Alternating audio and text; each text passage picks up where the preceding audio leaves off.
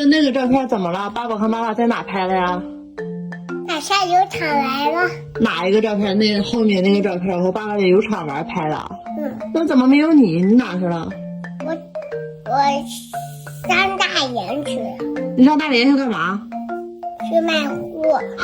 上大连卖什么货？